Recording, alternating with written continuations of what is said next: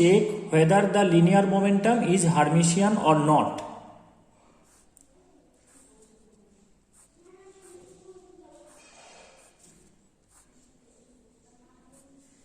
Linear মোমেন্টামটা কি?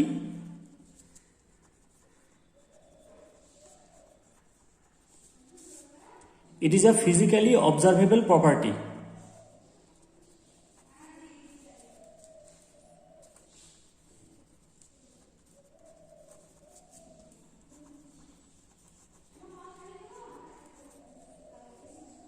It is a physically observable property. এটাকে মেজার করা যায়, এর ভ্যালু বের করা যায়। সিম্বল হচ্ছে পি, লিনিয়ার মোমেন্টাম। এবার যদি এক্স বরাবর হয় তাহলে পি এক্স, ওয়াই বরাবর হলে পি ওয়াই, এইভাবে। তাহলে আমি যদি সিম্পল একটা ডিরেকশনে প্রথমে চেক করি, তাহলে সে অ্যালং এক্স ডিরেকশন। এবার এটার যে করসপন্ডিং অপারেটর হবে,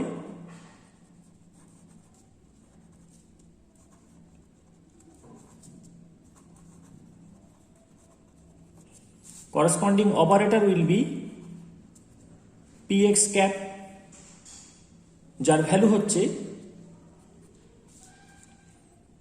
মাইনাস IH ক্রস GDX। এটা আমরা ফার্স্ট পস্টুলেট থেকে পাই। তাহলে একটা physically observable property linear momentum, সেটা আমি অ্যালং এক্স ডিরেকশন নিচ্ছি, তাহলে তার সিম্বল px, তার একটা অপারেটর থাকবে, সেই অপারেটরটা px ক্যাপ এবং যার এক্সপ্রেশন হচ্ছে minus IH cross GDX। Hermitian কিনা চেক করার জন্য বলেছিলাম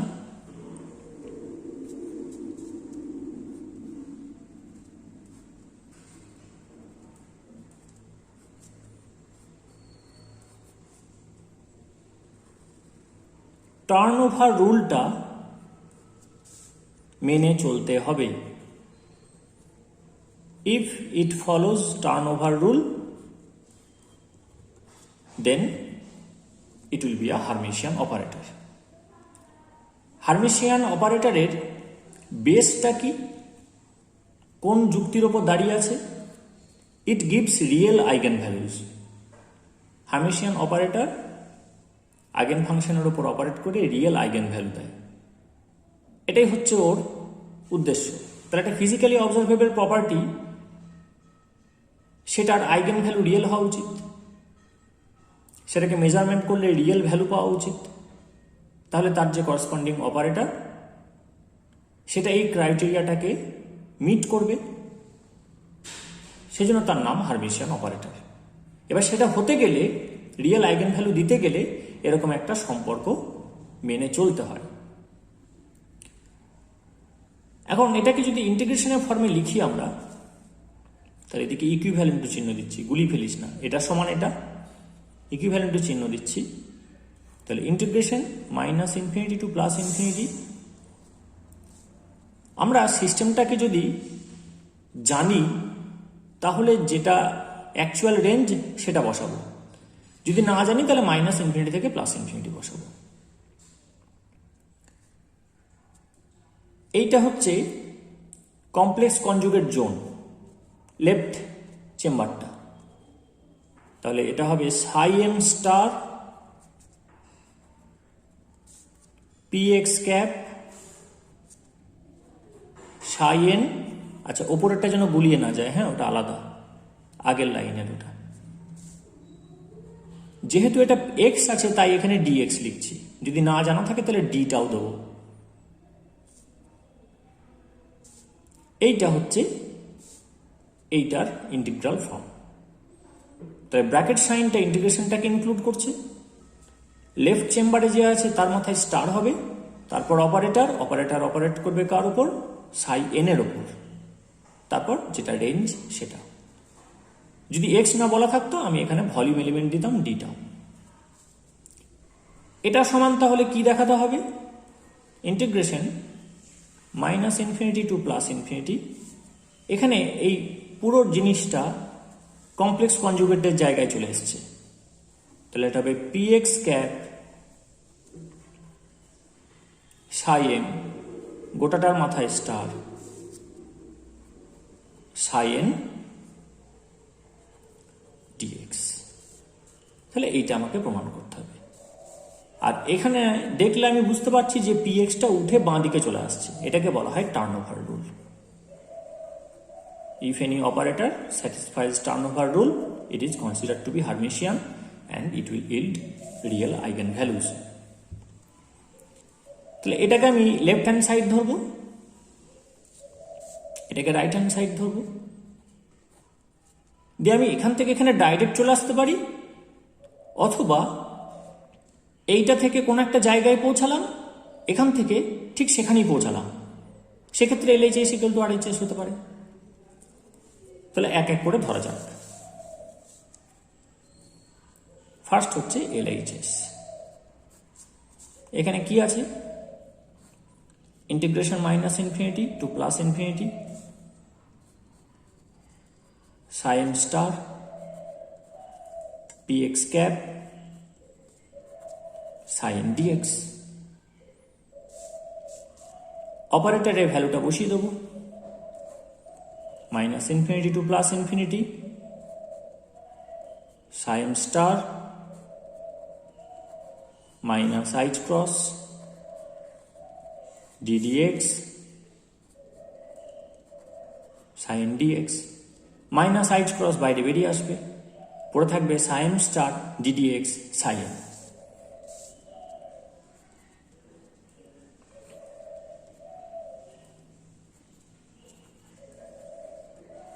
মাইনাস এইচ ক্রস বাইরে বেরিয়ে এলো, minus infinity to plus infinity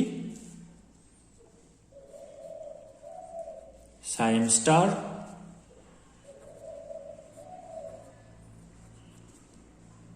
D psi dx, আর বাইরে হচ্ছে ডিএক্স। এই ডিএক্স ডিএক্স কেটে দিস না জানো। এরপর যেটা করব, এই ডেরিভেটিভটাকে তাড়ানো আমার উদ্দেশ্য। তাহলে এটাকে করতে গেলে ইন্টিগ্রেশন বাই পার্টস করব। তাহলে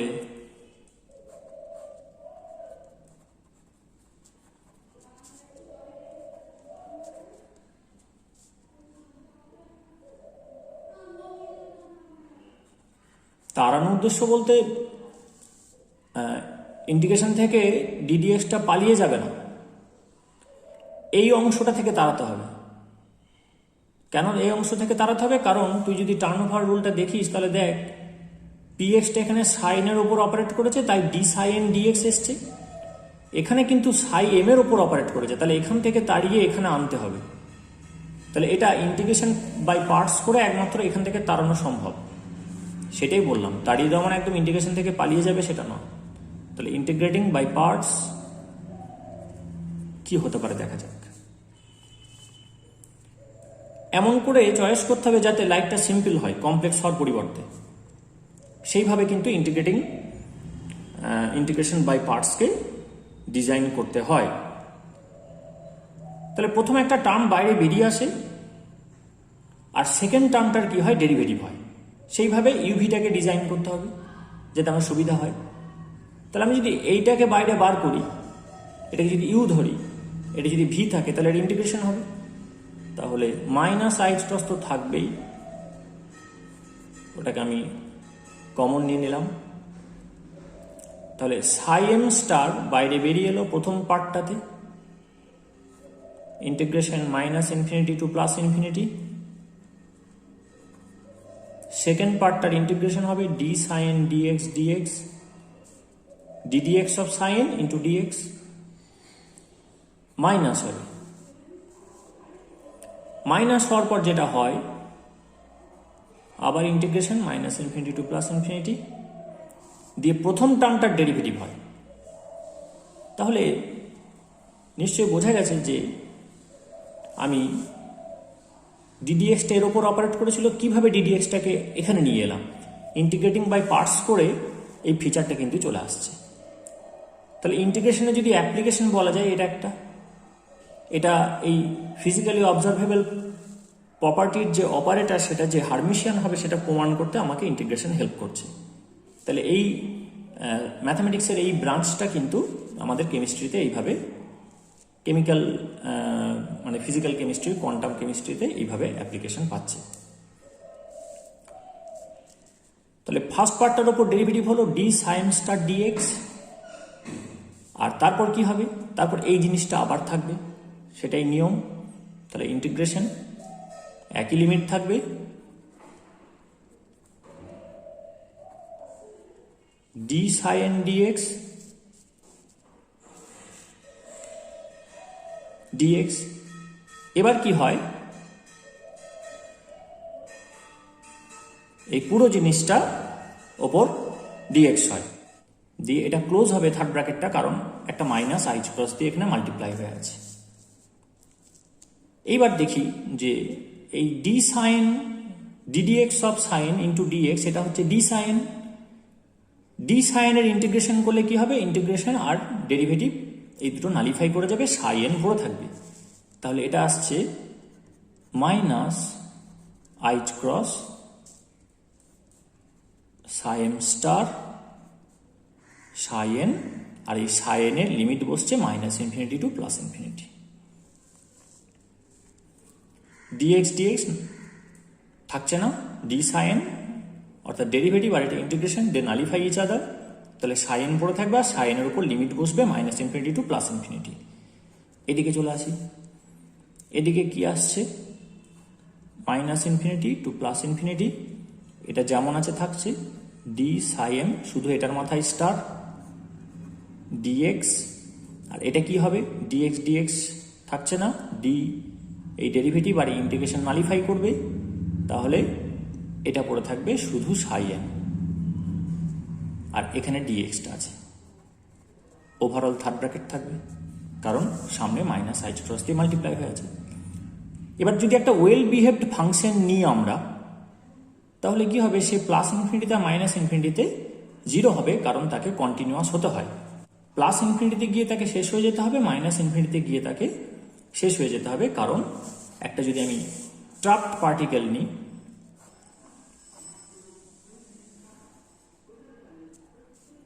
তাহলে এরকম সে ওয়েভ স্ট্যান্ডিং ওয়েভ জেনারেট করবে।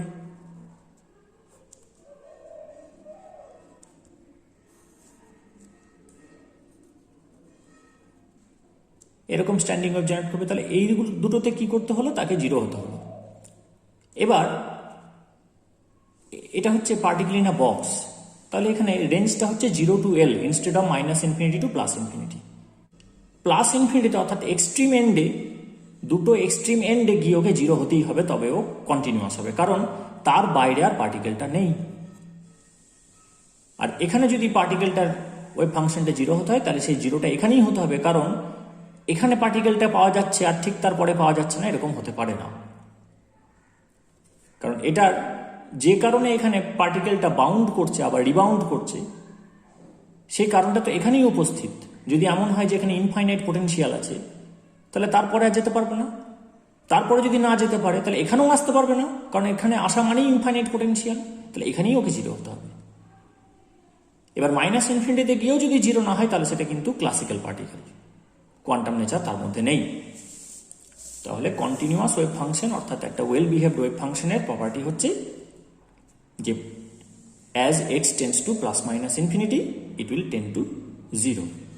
তাহলে এই পার্টটা কি হয়ে গেল, জিরো হয়ে গেল, ফার্স্ট পার্ট চলে গেল। তাহলে আসছে মাইনাস, আর এই মাইনাস প্লাস হবে, কিন্তু আমরা একটা কাজ করব, আমরা এখানে আই স্টারের ভ্যালুটা বসাবো। আই স্টার মানে কি, এটা complex conjugate, so it will be minus I. তাহলে এই মাইনাস আইটাকে আমি লিখব আই স্টার,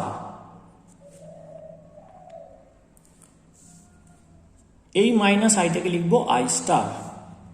তাহলে এটা কি দাঁড়াচ্ছে, এই পার্টটা থাকবে না, এটা হচ্ছে আই স্টার এইচ, আর এখানে মাইনাস আছে, তাহলে minus I star H integration minus infinity to plus infinity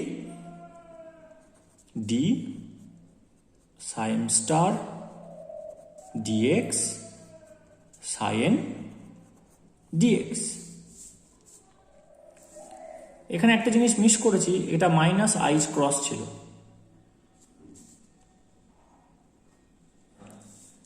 I star সমান মাইনাস আই,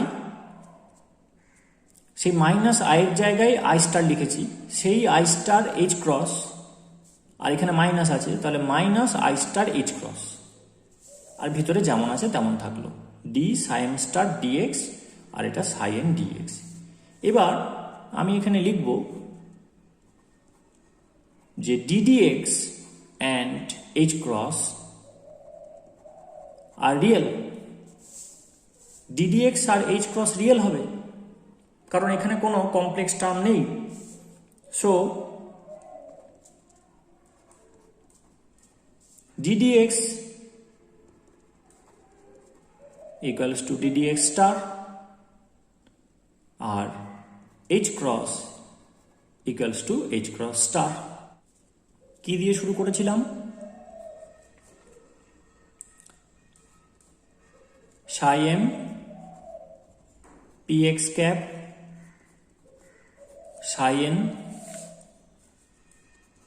সমান minus infinity to plus infinity psi star px cap psi dx, এটা দিয়ে শুরু করেছিলাম। শুরু করে এখানে এসে দাঁড়িয়েছি আমি, মাইনাস এটা ভিতরে দিয়ে দেবো, minus I star H cross এটা ভিতরে দিয়ে দেবো। তাহলে integration minus infinity to plus infinity, মাইনাসটা ভিতরে দিলাম, আই লিখলাম কারণ আমি বাইরে স্টার দেবো। তাহলে কি আছে দেখ, মাইনাস আছে, মাইনাস আছে, আই আছে, আই আছে, স্টার আছে, বাইরে স্টার আছে। এবার আমি এখানে লিখবো এইচ ক্রস, এখানে এইচ ক্রস আছে, H cross money H cross star because it is real. তাহলে এইচ ক্রস সমান এইচ ক্রস স্টার লেখা যায়। তাহলে এখানে যে এইচ ক্রস দিয়েছি বাইরে স্টার আছে, তাহলে এটা এইচ ক্রস স্টার মানেই হচ্ছে এইচ ক্রস। এবার পড়ে আছে ডিডিএক্স, ডিডিএক্স মানেই হচ্ছে ডিডিএক্স স্টার, তাহলে এখানে আমি ডিডিএক্স লিখতে পারি। এবার পড়ে আছে সাই এম স্টার, এখানে আমি শুধু সাই এম লিখবো কারণ স্টারটা বাইরে দেওয়া আছে। পুরো ইউনিটটা মাইনাস আইচ ক্রস ডি সাই ডিএক্স, ডি সাই এম ডিএক্স স্টার, গোটাটা মাথায় স্টার চলে এলো। তার বাইরে কি আছে? তার বাইরে আছে সাই এন ডিএক্স। এবার পিএক্স যদি হয় minus h cross ddx, PX যদি হয় মাইনাস আইচ ক্রস ডিডিএক্স, তাহলে আমি এখানে কি লিখতে পারি? Integration minus infinity to plus infinity, এটা হচ্ছে পিএক্স ক্যাপ সাই এম, গোটাটার মাথায় star, px cap psi M, এই মাইনাস আইচ ক্রস ডিডিএক্স এর জায়গায় px ক্যাপ বসলো, সাই এম গোটাটার মাথায় স্টার হলো, বাইরে আছে সাই এন ডিএক্স। এটাকে ব্র্যাকেট ফর্মে লিখলে কি হয়? এটা হচ্ছে লেফট চেম্বারে চলে যাবে পুরোটাই। তাহলে আচ্ছা আমি এটাকে পরের লাইনে লিখি, বাঁ দিকেরটাকে একবার লিখে নিই। তাহলে সাই M px cap psi N equals to কি পেলাম? এটা গোটাটাই হচ্ছে কমপ্লেক্স কনজুগেট, তাহলে px ক্যাপ সাই এম সাই এন, এটা হচ্ছে রিয়েল পার্ট, তাহলে ডান দিকে যাবে। অপারেটরটা বাঁ দিকে চলে এসছে, তাহলে px অপারেট করছে সাই এম এর ওপর এবং তার মাথায় স্টার আছে, তাহলে পুরোটাই কমপ্লেক্স কনজুগেট জোনে যাবে। তাহলে আমরা প্রমাণ করে দেখাতে পারলাম যে এটা সমান হচ্ছে এটা। আর এখানে দেখছি যে টার্ন ওভার রুলটা স্যাটিসফাই হয়েছে। So we can claim that px cap, that is the operator corresponding to the physically observable property linear momentum, is Hermitian। অর্থাৎ এ যদি অপারেট করে আইগেন ফাংশনের উপর, তাহলে রিয়েল আইগেন ভ্যালু বেরোবে। হোমওয়ার্ক দিচ্ছি, একই প্রসিডিওরে বের করতে হবে। এবার যেটা বলছিলাম, কিছু ক্ষেত্রে আমরা এলএইচএস থেকে ডাইরেক্ট আরএইচএস এ পৌঁছে যাব, অর্থাৎ এটা কিন্তু আরএইচএস প্রুভড। কিছু ক্ষেত্রে এলএইচএস থেকে আরএইচএস এ আসা যাবে না।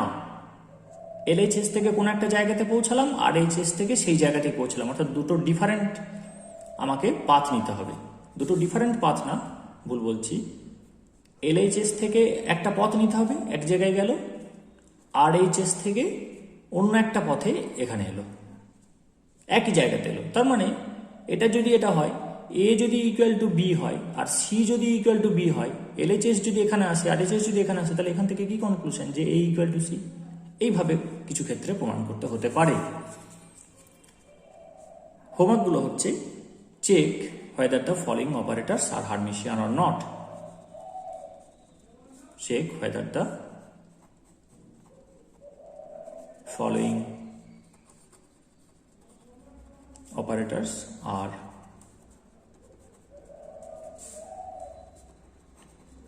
Hermitian or not. 1 number, potential energy operator। 2 ddx। 3 iddx। 4 d2dx2। 5 1/x ddx। 6 t cap, অর্থাৎ কাইনেটিক এনার্জি অপারেটর। এবার যদি বলে 7 নম্বর, যে দেখাও যে হ্যামিল্টনিয়ানটা হার্মিশিয়ান কিনা, তাহলে প্রথমে লিখতে হবে যে we know H cap equals to T cap plus V cap. এবার টি ক্যাপটাকে আলাদা করে বের করতে হবে, ভি ক্যাপটাকে আলাদা করে বের করতে হবে। যদি এরা দুজনেই হার্মিশিয়ান হয়, তাহলে এদের যোগফলও হার্মিশিয়ান হবে। কি করে যোগফল হার্মিশিয়ান হবে সেটা দেখে নিই।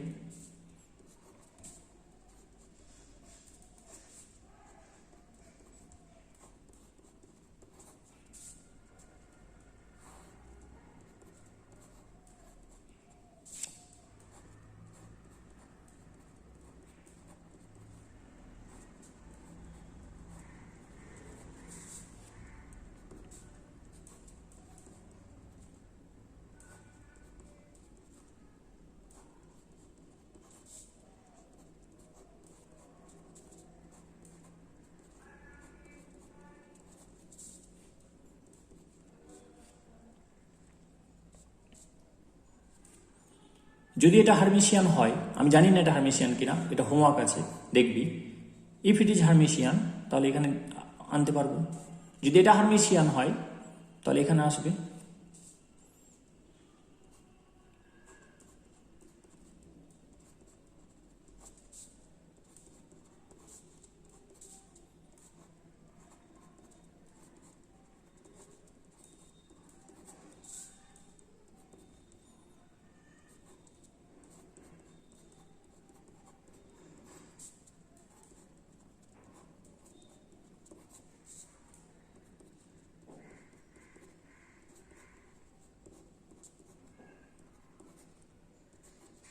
তাহলে কি হলো, psi m h cap psi n, দেখা যাচ্ছে এটা এখানে চলে আসছে, এই যে h cap psi m, so h cap is hermitian. তাহলে যদি আমি পরীক্ষায় দেখি যে এটা দিয়েছে যে proof that the Hamiltonian operator is hermitian or not, সেক্ষেত্রে প্রথমে এটাকে এরকমভাবে দুভাগে ভেঙে নেবো, তারপর এখানে চলে আসবো। এখানে চলে আসার পর আমি কেস 1 এটাকে দেবো, এটাকে কেস 2 দেবো, দিয়ে এটাকে আলাদা করে জাজ করবো, এটাকে আলাদা করে জাজ করবো। তারপর যখন পেয়ে গেলাম যে হ্যাঁ এরা হার্মিশিয়ান, তখন আমি এটা থেকে আবার কন্টিনিউ করবো, দিয়ে এখানে এসে টার্ন ওভার রুল অ্যাপ্লাই করবো। এরপর আর ইন্ডিকেশন দিলে বড় হয়ে যায়।